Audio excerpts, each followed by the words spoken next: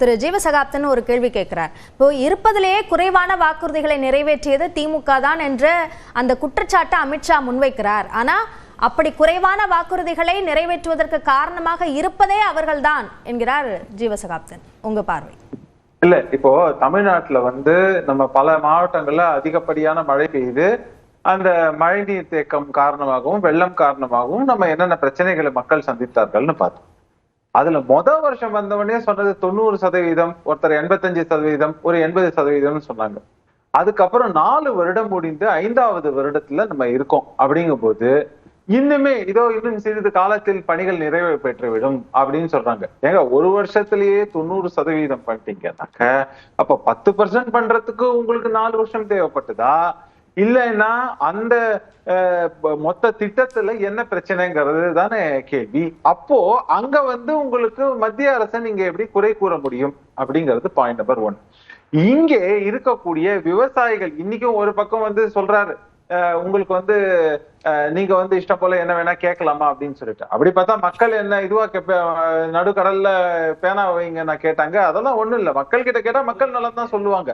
அந்த வகையில் பாத்தீங்கன்னாக்க இன்னைக்கும் விவசாயி கண்களில் கண்ணீர் அல்ல ரத்தம் தான் வருகிறது. காரணம் என்னன்னா, அந்த விவசாயி தன் ரத்தத்தை வேர்வையாக சிந்தி அவன் விளைவிக்கக்கூடிய தானியங்கள் மழையில் நனைந்து எப்படியெல்லாம் முளைத்து நாசமாய் போகிறதுங்கிறதெல்லாமும் நம்ம பாக்குறோம்.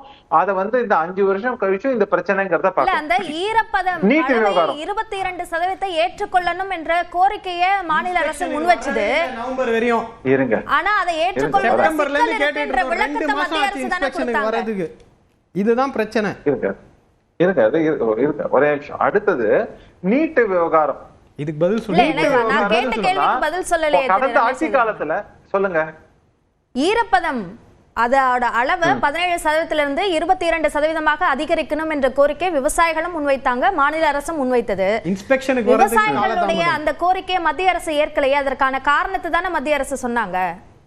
ஏங்க, நீங்க அந்த விளைவித்த இதுல நீங்க எக்ஸஸ் ஈரப்பதத்தோட ஸ்டோர் பண்ணீங்கன்னா அந்த அரிசி என்ன ஆகுங்கிற கேள்வி இருக்கு இல்லையா? அப்போ நீங்க அத்தனை பேருக்குமே அவ்வளவு இப்ப நீங்க கிட்டத்தட்ட எவ்வளவு சொல்றீங்க? 5% கூடுதலான ஈரப்பதம் அப்படின்னு சொல்றீங்கன்னாக்க அது எந்த மாதிரியான நீங்க கொள்முதல் செய்வதில் எந்த மாதிரியான ஒரு தாக்கத்தை அது உருவாக்கும்? அதை நீங்க ஸ்டோர் பண்றீங்கன்னா அதுல என்னென்ன பிரச்சனைகள் வருங்கிறதும் இருக்கா இல்லையா? அதனால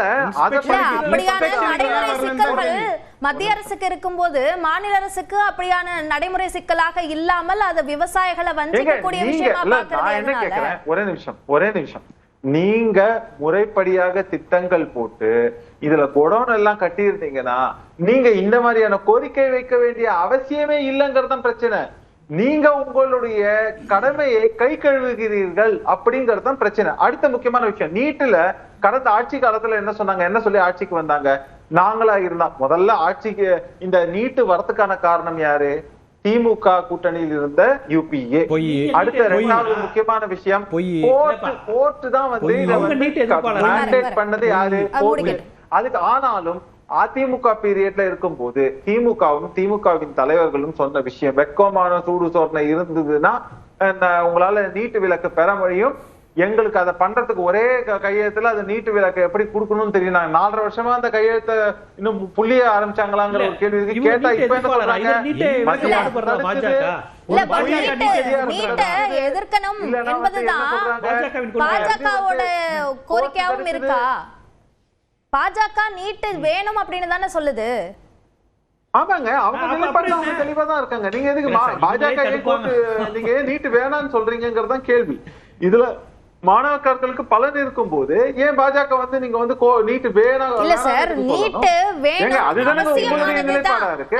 உங்க நிலைப்பாடு தான் எப்படி பாஜக எடுக்கணும் எப்படி? திரு ரமேஷ், நீட்டு அவசியமானதுதான்னு சொல்றவங்களே அதிமுக மாணவர் நலனுக்கு எதிரா இருக்கா? அப்ப அதிமுக மாணவர் நலனுக்கு எதிரா நீட்டு கேக்குதா? இல்லங்க, மாணவர் நலனுக்கு எதிராக இருக்கிறது திமுக தான். அதாவது கல்வியோட தரத்தை உயர்த்தாமல் மாணாக்கர்களுக்கு நீங்க அதுக்கான ஒரு எக்ஸாம்ஸ் முறையா வைக்க கூடாது. அதே மாதிரி அட்லீஸ்ட் அதிமுக காலகட்டத்துல பாத்தீங்கன்னாக்க எக்ஸ்ட்ரா கோச்சிங் கொடுக்கறோம்னு சொன்னாங்க. அதோடைய நிலைமை இன்னைக்கு என்னவா தமிழ்நாட்டுல இருக்குங்கிறது யாருக்குமே தெரியாத ஒரு அவலமோட இருக்கிறதுங்கிறதுல இதுல மாணாக்கர்களுக்கு துரோகம் செய்வது யாருன்னு கேட்டாலே தெரிஞ்சிடும்.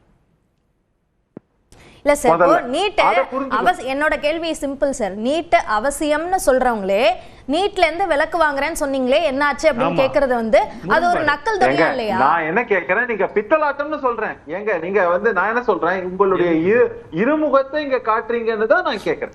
நீங்க நீட் விலக்கு வேணும் என்ன கேட்டீங்கன்னா நீட் விலக்கு வேணும்னு சொல்றேன். நீங்கள் மக்களிடம் எப்படியாக தவறான விஷயங்களை கொண்டு சென்று மாணாக்கர்கள் ஒரு வாட்டி நீட் விலக்கு நடத்தணும்னு நினைச்சு ப்ரிப்பேர் பண்ணாம இருந்து அந்த மாணாக்கர்களுடைய வாழ்க்கை இதுல அக்கறையில நான் பேசுறேன். புரியுதா உங்களுக்கு? நிறைய முரண்களோட இந்த கூட்டணியை நாங்க அமைச்சிருக்கோம் அப்படின்னு நீங்க குறிப்பிடுறீங்கல்ல, அந்த முரண்ல முக்கியமானது நீட் தேர்வும் தான். அதிமுக கூட அமைச்சிருக்க கூட்டணிக்கு சொல்றேன். ஏங்க நான் என்ன கேக்குறேன், முரண்கள் இருந்தாலும் குறைந்தபட்ச செயல் திட்டம்னு சொல்லிட்டு நீங்க பல விஷயங்கள் பேசிதானே நீங்களுமே பாஜகவோட கூட்டணியில இருந்தீங்க கடந்த ஆட்சி காலங்கள்ல.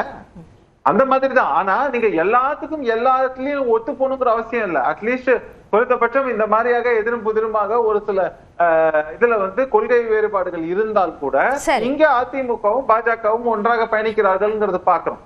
ஆனால் மக்கள் நலனுக்கு ஒப்புக்கு எல்லாத்தையும் சொல்லிட்டு கடைசியில முழுக்க மக்களை திசை திருப்பி மக்களை ஏமாற்றி இந்த 5 வருடத்தை கம்ப்ளீட் பண்ணிருக்காங்கிறத நம்ம பாக்குறோம். பாத்தீங்களா, இது திராவிட சாதனைன்னு வேணா நம்ம சொல்லிட்டு. ஓகே ஓகே திரு ராம்கி, அமித்ஷா வைக்கிற குற்றச்சாட்டுகள் கிட்டத்தட்ட எல்லா கட்சிகள் மேலும் இருக்கு. இங்க தமிழ்நாட்டுல இருக்கிற கட்சிகள் மட்டும் இல்லாம நாடளவுல எல்லா கட்சிகள் மேலும் இருக்கக்கூடிய ஒரு குற்றச்சாட்டு தான். அப்போ பொதுப்படையான அந்த விமர்சனங்களை தவிர திமுக மீதான ஒரு ஸ்பெசிபிக்கான குற்றச்சாட்டுகளை முன்வைக்கிறதுக்கு எதுவும் இல்லை அப்படின்னு புரிஞ்சுக்கணுமா, அல்லது இந்த குற்றச்சாட்டுகளை இன்னும் கூர்மைப்படுத்துகிறார் தொடர்ந்து பேசுவது மூலமாக அப்படின்னு புரிஞ்சுக்கணுமா? இல்லை, இது நீங்க பொதுவான குற்றச்சாட்டு போல தோன்றினாலும் இதிலே நிறைய கூர்மையான விமர்சனம் நிறையவே இருக்கு.